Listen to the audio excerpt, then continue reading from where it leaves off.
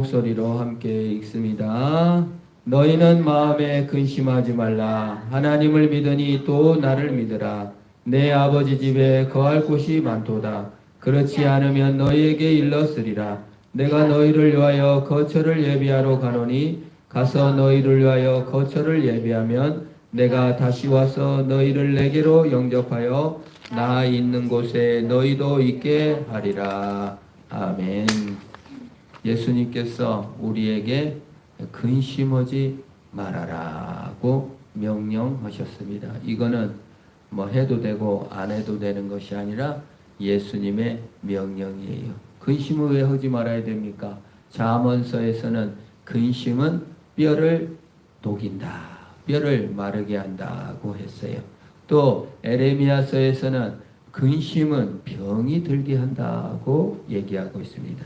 시편에서는 근심은 번뇌를 일으킨다. 그러니까 근심을 하면은 병에 걸리고, 근심에 걸리면은 번뇌가 오고, 근심이 있으면은 막 아프다 그 말이에요.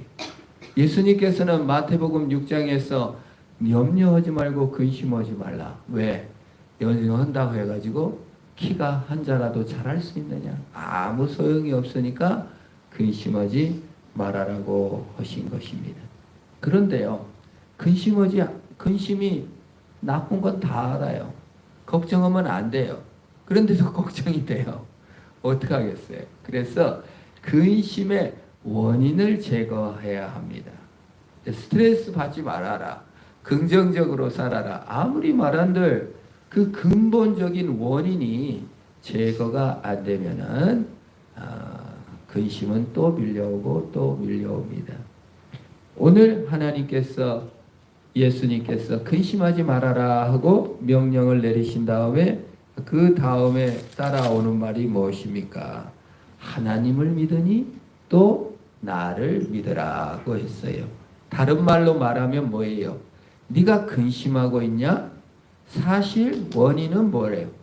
하나님도 안 믿고 예수도 안 믿고 있다고 말할 수 있습니다. 자, 근심하는 자는 하나님도 안 믿고 예수도 안 믿는다는 거예요. 신약 성경에서 근심하면서 예수님을 떠난 사람이 부자 청년입니다. 부자 청년이 예수님께 와서 어떻게 하면 영생을 얻을 수 있습니까? 라고 질문을 하자 예수님께서 네가 돈이 많구나. 처음에는 도덕을 제시했죠. 십계명을 말씀하셨지만 이거 나 지켰습니다. 그랬더니 예수님이 너에게 한 가지 부족한 것이 있으니 네 걸 다 팔아서 가난한 자들에게 나눠주고 그 다음에 나를 따라와라 하니까 부자 청년이 근심하고 떠났대요. 예수님을 떠난 거예요. 예수님을 믿지 못한 거예요. 부자의 그 청년의 근심, 그 원인이 뭘까요? 하나님을 안 믿는 거예요. 하나님을 안 믿었다는 건 뭐죠? 돈을 믿었다는 것이죠. 내 인생에 있어서 이 정도 돈은 갖고 누려야지. 이 돈이 없으면 나는 사람들한테 관세를 받을 것이고, 이 돈이 없으면 내 노후가 어떻게 될 것이며, 지금까지 누려왔던 생활 관습 습관 그걸 다 내려놔야 한다는 거예요. 그걸 감당할 수가 없는 거예요. 내 생각에는 요만큼 있어야 됩니다.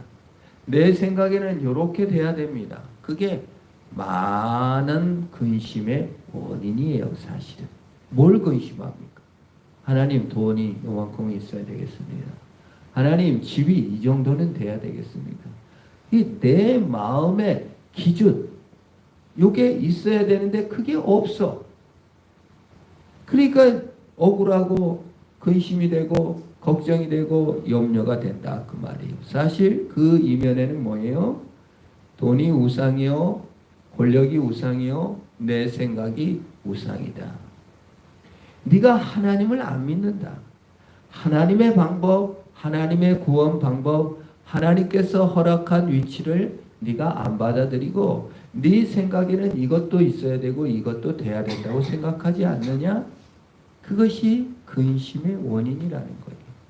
내 생각에는 이 정도는 있어야 내가 사람답게 살지요. 근데 예수님은요, 그게 아니에요. 그게 없어도 된다. 하나님을 믿으니 또 나를 믿어라. 너가 돈을 믿고 있구나. 네가 권력을 믿고 있구나. 네가 네 자신을 믿고 있구나. 그러니 근심이 끊이지 않는 것이다. 그래서 예수님께서 오늘 근심하지 말아라. 하나님을 믿으니 또 나를 믿으라고 선언하고 있는 것입니다. 너의 불신, 하나님을 믿지 못한다 그 말이에요. 하나님을 신뢰하지 않고 자신을 신뢰해요. 자신의 방법을 신뢰해요. 그러니 구원이 없고 근심이 계속 오는 겁니다. 그래서 근심은 교만이다. 근심하고 있다. 걱정하고 있다. 사실 교만이다 그 말이에요. 교만이 무엇입니까? 하나님 없이 사는 것이죠. 교만이 무엇입니까? 내 방법과 내 계획과 내 뜻이 하나님 뜻보다 더 소중한 것이 교만입니다. 그 교만을 갖고는 계속 근심할 수밖에 없어요. 교만을 갖고는 욕심을 부릴 수밖에 없어요.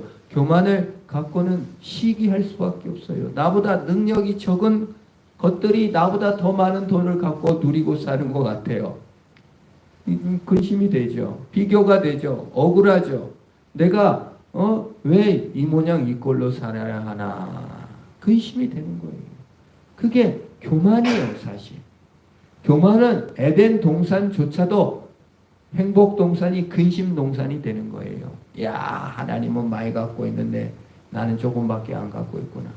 하나님이 다 해먹고 나는 쫄자 노릇하는구나. 그게 교만이에요. 그게 근심의 뿌리예요. 그래서 예수님께서는 너는 마음에 근심하지 말아라.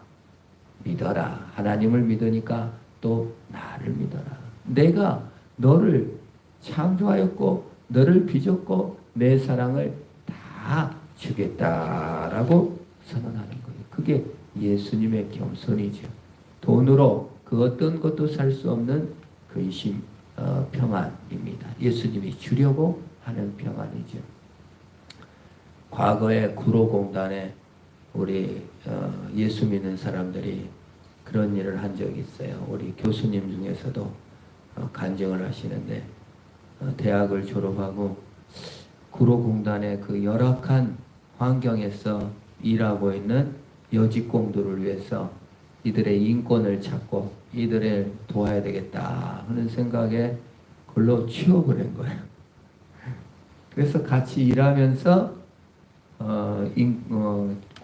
배우지 못한 학생들에게는 야학을 하고 또 민주의식을 이렇게 부어넣어서 우리 이렇게 권리가 있다는 것을 알려주는 노동운동을 한 사람을 교수님을 만난 적이 있어요. 저는 참 감동이에요. 그게 겸손이죠. 예수님의 겸손 뭡니까?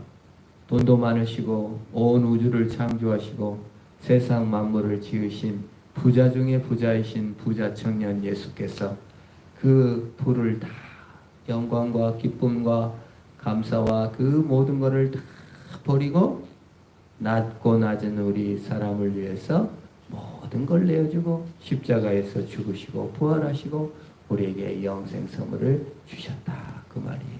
그러니 너가 갖고 있는 이 세상의 어떤 것, 부, 권력, 누리고 싶은 거, 세상에서 갖고 싶은 그런 거 좀 없다고 그거 근심하는 거 말이 되냐 그 말이. 그래서 오늘 부자 청년에게 예수님께서 마가복음에서 뭐라 합니까? 10장에서 사랑하사 그랬다. 동질감을 느끼셨나 봐요. 예수님도 부자 청년이잖아요. 그때 나이가 30살에서 33살 사이인데 부자 청년이 와서 어떻게 해야 영생을 얻을 수 있습니까? 라고 질문하실 때 가난한 자에게 나눠주고 나를 따라라. 내가 부자 청년으로 모든 걸 다 줄 수 있고 내 사랑을 줄 수 있다. 이런 마음으로 동질감을 느끼고 말씀하셨는데 부자 청년은 근심하고 떠났지만 참 부자 청년이신 예수 그리스도께서는 정말 모든 것을 다 주셔서 가난한 자에게 다 주고 주셨잖아요. 약한 자에게 다 주셨잖아요. 나에게 다 주셨다 그 말이에요. 참 부자 예수님. 부자 청년 예수님은 정말 십자가를 지시고 다 주셨기 때문에 그 청년에게 말하는 거예요. 야, 내가 이렇게 다 주려고 왔지 않느냐. 너도 가진 걸로 근심 덩어리만 있지 나눠주고 살아봐. 그러면 내가 능력도 주고 내가 평안도 주고 다 정말 인생에 누리지 못하는 참 평안을 네가 누리고 맛보게 될 거야. 그걸 대조적으로 보여주시. 너도 그렇게 하면 돼.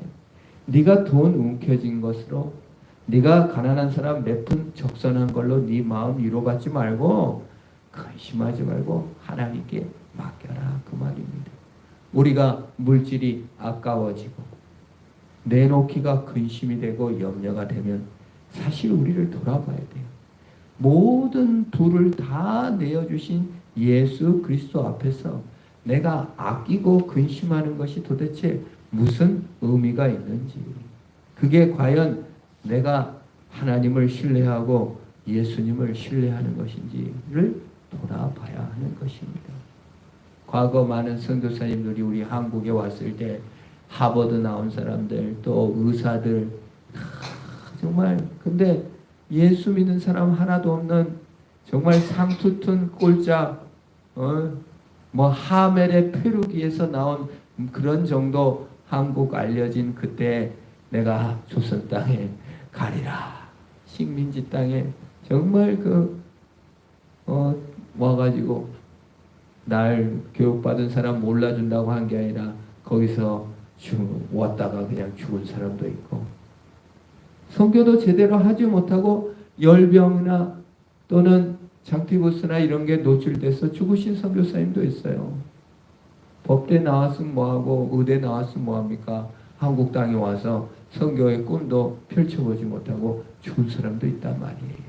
그럼 우리는 보상을 해야 되고 막 숫자가 많아야 되고 위대한 선교 기적이 일어나야 그 사람을 훌륭한 일을 했습니다. 이렇게 열매가 많습니다. 라고 하지만 그분은 부자 예수님한테 받을 은총과 은혜가 너무 많기 때문에 아무 상관없는 줄 믿습니다.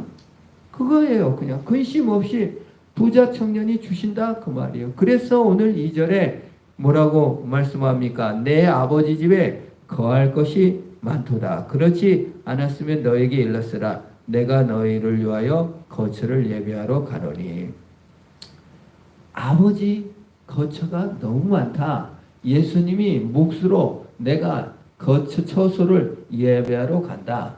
네 처소를 땅에다 두고 네 처소를 이 땅에 두려고 아무리 근심하고 걱정하지 말아라.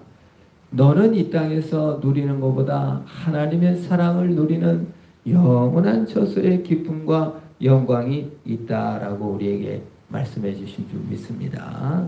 여기서 그렇지 않았으면이 아니라 이 표준 번역이나 원문을 보면은 거할 곳이 많다. 내가 너희를 위하여 거처를 예배하러 간다. 그러니까 가다 그 말이에요. 그렇지 않으면이 아니라 그러니까 간다. 그렇지 않았으면 일렀으리라. 거처가 많다. 그러니까 혹시 없을까봐 내가 또 짓는다. 목수, 예수님께서는 뭐 직업이 목수였어요. 우리 뭐 힘든 일 하지 말라. 목수 직업보다는 뭐 이렇게 변호사가 낫다. 예수님의 직업을 모독하는 겁니다. 예수님이 직업이 목수셨어요. 예수님께서도 지금도 몫으로 내 거할 곳을 만들고 계세요. 이때 창세기에 하나님께서 에덴 동산을 막 만들잖아요. 그리고 아담과 하와를 거하게 하잖아요. 이 장면에 그 요한복음 14장에 내가 처소를 예배하러 간다 할 때 같이 오버랩돼요. 하나님이 정원사로서 아담과 하와가 살 거처를 마련했듯이 우리 예수님께서 우리를 위하여 거처를 마련하고 계신 집을 마련하고 계신 영어로 룸이라고 되어 있더라고요. 방을 마련하고 계신다. 어떤 룸이라는 게 어떤 집이라는 게 에덴 동산처럼 또 이런 동산일 수도 있고 공간일 수 있죠. 하나님께서 거처를 마련하고 계시니까 너가 이 땅에서 성공, 예를 들어 선교사님 중에 열매를 거둔 선교사도 있고 가서 바로 죽으신 선교사님도 있고 한국 선교사님 중에서도 페루로 선교 떠나서 어느 여자 선교사님 비행기 사고로 그냥 다 공부 엄청 하시고 언어 엄청 공부하시고 그냥 훈련 몇십 년 하시다가 거기서 또 돌아 순교하신 분도 계세요. 그럼 우리 관념에서는 이게 도대체 어떻게 된 거나 할 수 있지만 하나님 나라의 영광에서 관점에서 볼 때는 이 땅에 너희는 근심하지 말라. 하나님을 믿으니 또 나를 믿으라. 그 복음에 가는 길에 열매가 문제가 아니라 하나님의 영원한 나라를 상급을 받고 영생을 취하여 있는 줄 믿으시기를 바랍니다. 그래서 마음에 근심하지 말래요. 하나님을 믿으니 나를 믿어라.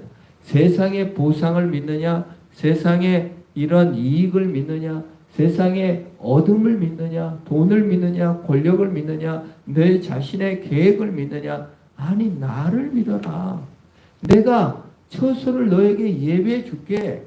네 손으로 짓지 않는 것, 네 씨 뿌림으로 맺은 게 아니라 네가 짓지 않는 집, 네가 파지 않는 우물을 내가 먹게 할 거야. 그 말이에요. 그리고 천국 가면 예수님도 일하고 계시니까 우리도 어때요? 같이 일해야죠. 그래서 천국에도 일이 있습니다. 에덴 동산도 일이 있었잖아요. 관리하고 정말 일을 같이 한 거죠. 하나님이 정원사로 일하는데 나는 먹고 놉니까? 예수님이 몫으로 집 짓고 계시는데 먹고 놀아요? 같이 일을 하는 것이죠. 하나님 나라를 확장해 가는 것입니다. 가서 거처를 예배하시고 계신다. 우리가 돌아올 날을 기다리고 계시는 것입니다. 그래서 우리가 사실 죽음 이후에 영원한 하늘나라를 꿈꾸는 거예요.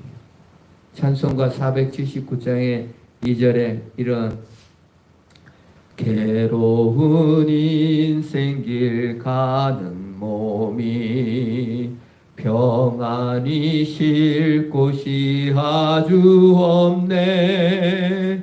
걱정과 고생이 어딘들 없으리. 돌아갈래 고향 하늘나라. 2절 광야에 찬바람 불더라도 앞으로 남은 길 멀지 않네. 산 넘어 눈보라 세차게 불어도 돌아갈래 고향 하늘나라. 앞으로 남은 길 멀지 않은 줄 믿습니다. 이 세상은 영구한 토성이 아니요 내 진짜 고향 하늘나라 예수님께서 거처를 마련하고 계십니다. 그러니 너는 마음에 근심하지 말아라.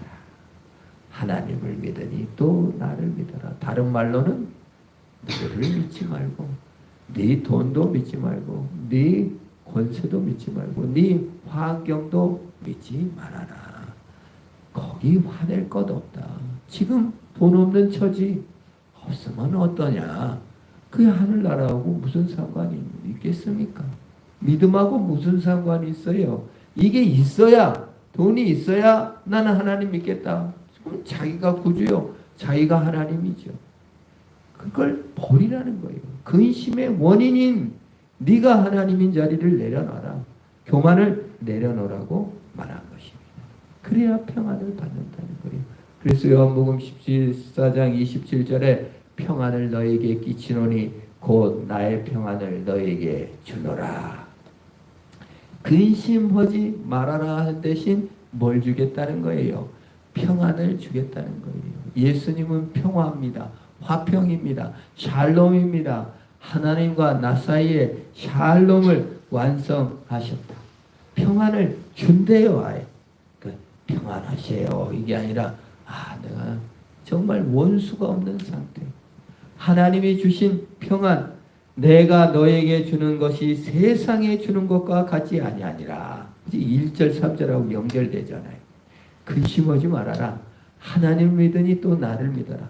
평안을 너에게 준다. 내가 주는 평안은 세상이 주는 평안과는 달라. 세상이 주는 평안, 돈이 주는 평안, 권력이 주는 평안, 사람들 친구 많아서 주는 위로, 그런 거하고는 비교할 수 없을 정도로 너무 크다.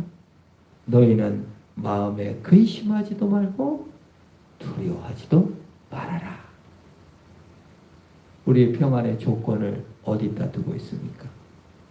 세상에 두지 않고 오직 하나님, 나를 사랑하시고 이 부자 청년이 모든 것을 다 나에게 쏟아 부어 주셨으니, 예수님께서는 그 힘과 그 권력을 가난한 자에게 주시고 연약한 자에게 주시고 죄인에게 주세요. 그래서 부자 청년에게 말한 거예요. 네 재산 가난한 자에게 주고 나를 따르라. 우리 예수님은 참 부자로서 가난한 자에게만, 죄인에게만 내 스스로 구원을 얻을 수 없다는 것을 알고 세상의 돈과 권력이나 어떤 친구의 위로도 아닌 예수님의 위로를 구하는 자에게 우리 주님께서는 능력을 부어주시고 평안을 부어주시고 처소를 예비해 주실 줄로 믿는 것입니다. 그래서 이런 이 가사 그대로 요한복음 14장 27절에 평안을 너에게 주노라. 세상이 줄 수 없는, 세상이 할 수도 없는 평안, 평안, 평안, 평안을 내게 주노라. 이 평안을 받는 것이 겸손입니다. 믿음입니다. 아, 주님이, 이 부자 예수님께서 가난한 나에게 생명과 사랑과 모든 걸 다 쏟아 부어 주셨구나. 이 평안을 가지고 승리하는 저와 여러분 되기를 축원합니다. 기도하겠습니다. 하나님 감사합니다. 너희는 마음에 근심하지 말라. 하나님을 믿으니 또 나를 믿으라. 우리의 교만과 불신과 걱정과 염려를 다 내려놓습니다. 주님의 사랑, 주님의 능력, 주님의 권세, 주님의 부, 주님의 평안을 받습니다. 이 평안으로 승리하는 우리들이 다 되게 하여 주시옵소서. 예수님의 이름으로 기도합니다. 아멘. 하늘에 계신 우리 아버지, 아버지 이름을 거룩하게 하시며 아버지 나라가 오게 하시며 아버지 뜻이 하늘에서 같이 땅에서도 이루어지게 하소서. 오늘 우리에게 일용할 양식을 주시고 우리가 우리에게 잘못한 사람을 용서해 준 것 같이 우리 죄를 용서해 주시고 우리를 시험에 빠지지 않게 하시고 악에서 구하소서. 나라와 권능과 영광이 영원히 아버지 것입니다. 아멘.